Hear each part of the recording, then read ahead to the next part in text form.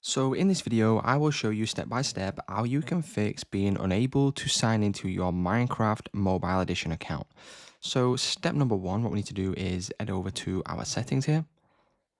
And then from settings, we then need to scroll down until you see the option for apps. Click on the apps option. And then from here, what we now need to do is we need to find Minecraft. So the easiest way to do this is probably search here at the top. So I will simply search for Minecraft. And then once we search for Minecraft, we can then click into it. And now what we need to do is we need to scroll down until you see the option for storage. Click on this.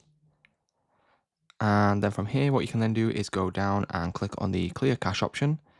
And then once you go back now and open Minecraft, what that will allow you to do is it will essentially allow you now to log into your account. So all you need to do is load Minecraft up, go to sign in, and you will then be able to log into your Microsoft account as you would be able to normally. So it's just that simple, guys. That's how you can fix being unable to sign into your account on Minecraft.